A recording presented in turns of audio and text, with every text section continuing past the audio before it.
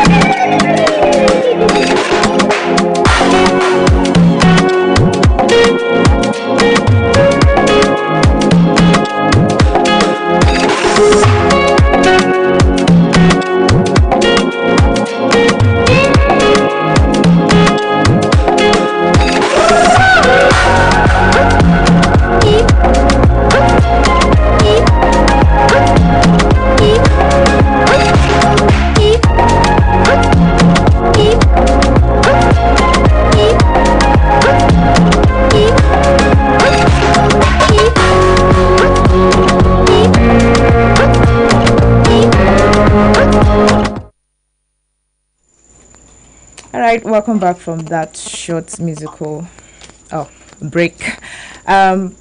This is still the Up Nepa radio program, and we are here with Professor Tajuddin Sikiru, a professor who is giving us or enlightening us on how to use our electricity responsibly. So stay tuned. Like I said, the number to call is 09038808883, 09038808883, or you can drop your comments on our social media page at Facebook at UpNepa platform and on YouTube at UpNepa_platform. Over to you, Fergie. All right, Professor Sir, we've talked about the fact that when electricity rather is wasted, we still get to pay for it even with the waste. But then I want to ask, is there a possibility or is there any rule on ground where a person or a community or a household suffers a kind of penalty when electricity is wasted, or like a kind of incentive when electricity is properly used? Is there anything like that in place? No, actually, no, for now, no. The reason being that we believe that the electricity should be the responsibility of the user. So long as the user wants to waste it and pay money, then there's no problem. The distribution company and the electric company will gladly collect it. So there is no the incentives at an industrial level, not at the home level. Okay. Now, when you are an industry and you are using a lot of what we call reactive power, means you are using heavy machineries, they will tend to penalize the use of that heavy machinery that draws not active power but reactive power. So they pay more for it. So for big industries, we needed them to have the electricity use very close to 1 per unit. What we mean by that is the power factor must be very close to extracting the pure power from the grid, not introducing disturbances. So in an area, if people are using very big motors, then we tend to increase the reactive power cost. And that comes in as penalty, but not necessarily mean that it's the irresponsible use of electricity. That depends on the kind of gadget they are using and they pay for it. Okay. All right. So at the end of the day, or rather, let me put it this way: is it possible now for electricity bodies to decide to implement this in households so that people will be more conscious? That is. Yeah, I think the one of the best way to implement it is to give what they call cost reflective tariff. Okay.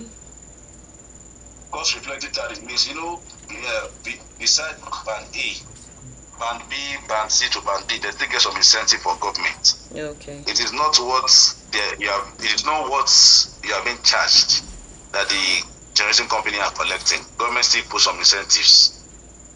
Now, so there is a subsidy on electricity.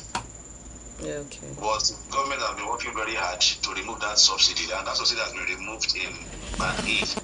If that subsidy is removed from band B all through to band D, you will see that people become more serious. Yeah. The bill will go up, but then it's a bit of playing a balance. If the bill goes too up and you make band D cost reflective, it means you are going to be shutting out people that are poor from using electricity, and that further create economic problem within the society. So it's a dance, it's a balance. So whichever way we looked at it, one way or the other, government is still subsidizing the use of electricity. But as the country becomes more economic buoyant, I'm sure band C, B, and C will start paying cost reflective in the very few years to come or few months to come. Okay. And that would help put a lot of people and a lot of things in check, I believe. Yes. Okay. So, okay, you talking about this economic problem, but how does this really affect our economy or the cost of electricity? Electricity, how does it really affect the economy? The economy. Yeah. Okay. So every item you buy today in production, 70% of the cost is electricity costs. So the clothes you are wearing, the cars you are using, the phones you are using, 70% of most of those costs are processes cost to get them to the final goods. So electricity is a critical factor for development. In fact, why we have not developed very rapidly is because we are not producing a lot of electricity. Electricity for industrial usage allows more productivity to happen. Oh, wow. So the link between productivity and economy is a function of electricity. How much electricity do you have? Do you have sufficient electricity to do mining? Do you have sufficient electricity to do processing?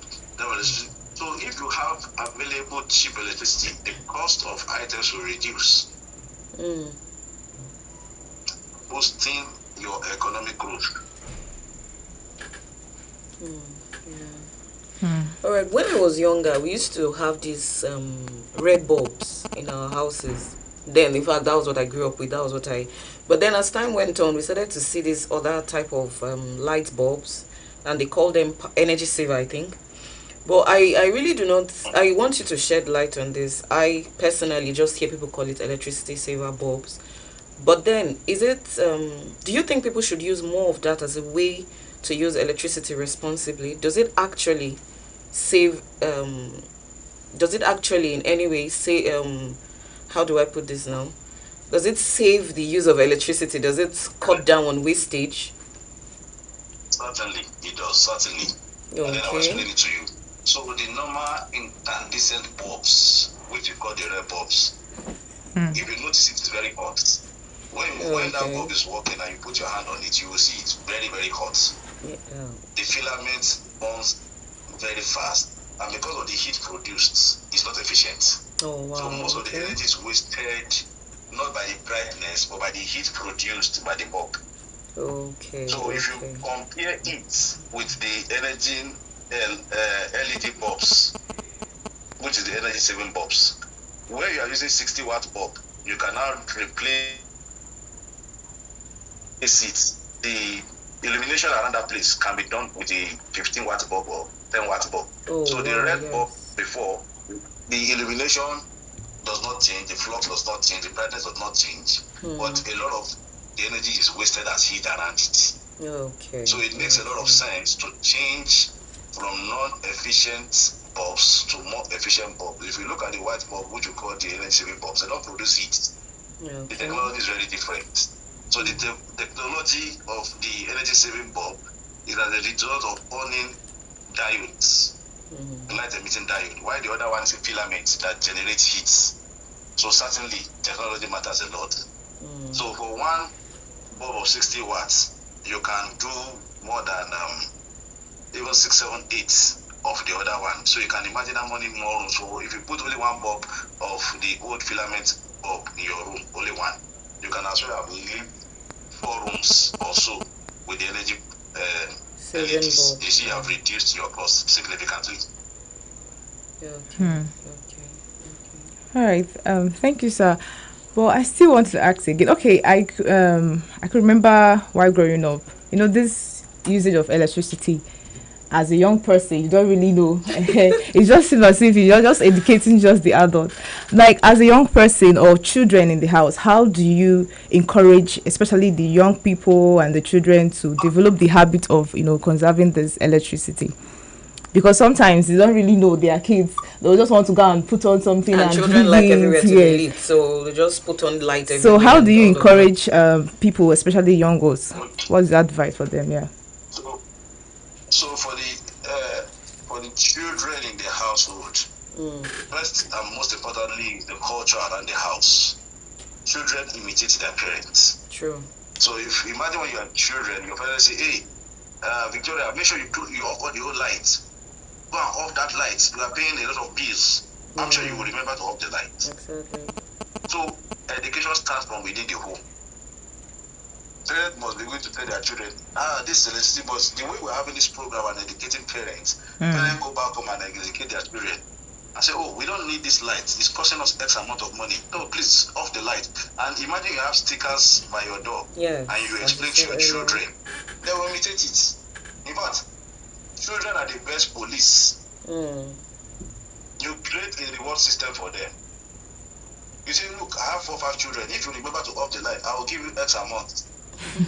Create something that makes it a fun in your house. I bet you, even when you are wasting electricity, your children will tell you, "Daddy or mommy, but you are the one that forget to off it." So it becomes something that everybody wins. Whatever incentive you are giving your children, compared to the cost of the electricity that has been saved for you, I mean, it's nothing. So incentive should come from the home. What do you think? That's nice. So what about schools and the media? What do you think about it? Do you think it's also play a role in promoting this energy responsibility? Yes, in fact, schools and the media are the key. They are the major people that hold the campaign. If you don't campaign about something, how will somebody know that is doing it wrongly? People will just be passing their aggression to government. This government is a very wicked government. They're telling us plenty money. These people are wicked. But did you check how much you are wasting on your own? Exactly. So education plays a key role. School plays a key role. Even in the curriculum of the school. They should think about how do we teach these people from a very young age.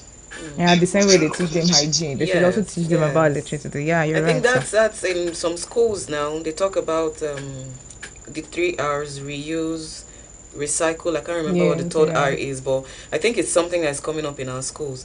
So let's hope and trust that it will be more emphasized and our children would learn to save energy from a very early age. Okay. Yes. All right. Thank you so much, Professor. So this is still the Up Nepa Radio program, and we are still here with Professor Tajuddin Humble Sikiru, a professor of system and engineering at Ahmadu Bello University, Zaria, He's also a renewable energy expert and the lead consultant on the Nigerian Battery Energy Storage System project, currently working at the African Development Bank. And he's here with us to enlighten us, to educate us on how to use our electricity responsibly. So, how do you use your electricity responsibly? Drop a comment on our platform, or you can reach us in the studio by calling 090-388-08883, 090-388-08883. All right, and if this is your first time joining us, would like you to know that you can also join us on our live shows on social media handles, on Facebook at Up Nepa platform, and on YouTube at upnepa_platform. But please, you can also share with your contacts and share with your friends so they can also join us. Do not forget to like, subscribe, and share, and also hit the notification button, because a lot of new things come up and we would like you to be the first to partake of this. So please do well to subscribe, so when anything new comes up, you will be notified. All right. Okay, Professor. Let's just go back to a little on when you were talking about household usage. What about the communities? Like, you could see some communities don't really know this. So what do you think for those communities that leave their gadgets on and plug unnecessary things? What's your take on that, or what do you think they should incorporate? Community engagement is a very important thing. Okay. And we know that community leaders, community as a whole, we all live in the community. And if we understand that the light that is off in my house allows Mr. Adamu to have lights in his own house, allows Mrs. Elizabeth to have light in her own house when it's not used in my own house, it will begin to have deeper discussion as a community and engagement. So we cannot rule out the importance of community. Community leaders, youth leaders, they play women leaders, markets women leaders, politicians. We all play a role. This thing belongs to all of us. If a transformer is out in a place, only one house does not suffer. Everybody suffers. Yeah. So it's a collective effort. If the community begins to look at it that electricity is our responsibility, it is our own, I'm sure with time, the community can form a committee that even goes around to help enlighten other members of the community. To say, please, can we off our light by so time? What we don't use, can we do this? If community comes together, I'm telling you, it will help to solve this problem. So I really believe that the influence of community on electricity, the responsibility of electricity is very huge. All right, sir. Sir, I would like to ask this briefly. How does prepaid meter help people responsibly use power compared to estimated billing? Estimated billing is a kick in the head. It's a big kick in the head, because prepaid meter is configured in such a way that you don't pay for what you don't consume. It's a complete reflection of your action and behavior. Exactly. Whereas estimated billing, the distribution company will look at what is fed to a particular area, and they will take a guess how many houses are in this area, and then they will try to distribute it to collect the money. Sometimes you are not paying for something that you don't use because your neighbor is irresponsible. So when you have a lot of homes that are on estimated billing, two things will happen. You that are responsible in your house will be paying for someone that is irresponsible. Now, when you are on estimated billing, you will not say, maybe waste it as much as possible. After all, it's going to come to closer amounts. As you waste it, the other house to waste it, the other house to waste it, the transformer will explode. All of you will now go back to being in darkness. And thank God for Nigerians, we don't even have money to fix it. So you have to tell them to fix it again. Otherwise, you remain in darkness. So you see, you are the one biting your own hand. Yeah, exactly. All right, thank you so much, sir. So please, if our time is up already, almost up. So, sir, please briefly tell us one message for Nigerians about this electricity use. My message is this: for every action you take, there is a corresponding consequence and a ripple effect. So whatever action you are going to be taking, the consequence will come back to you, and it will ripple across everybody that's connected to you. Therefore, the beauty of life lies in your own hand. Because life itself is in your own hand, and it will give you the reward that you deserve. So if you look at the electricity and say, look, I'll be responsible, I will campaign for it, I will tell my neighbor will tell another neighbor. In a very short time, we will find out that industries, businesses will have enough power to use to make our life better. So I really say that Nigerians should take responsibility for our actions. Thank you. Beautifully said. I love that. The beauty of life lies in our hands. Thank you so much, Professor, for shedding light on this topic. It's indeed a pleasure having you. Thank you. But before we go, remember this: electricity is life, it's comfort and progress, but only when we use it wisely. So don't waste it, don't abuse it, and let's make every watt count, because when power is wasted, everyone suffers. Okay, Professor, thank you so much for shedding light on this topic today, and we would love to have you next time. We'd love to have you next time to explain better on this megawatt and kilowatt hours. But once again, thank you so much, sir. We really appreciate your coming. Thank you. All right. Thank you for having me. Okay. This is the Up Nepa, and remember, stay safe. Up Nepa, let there be light. Until next time. Bye.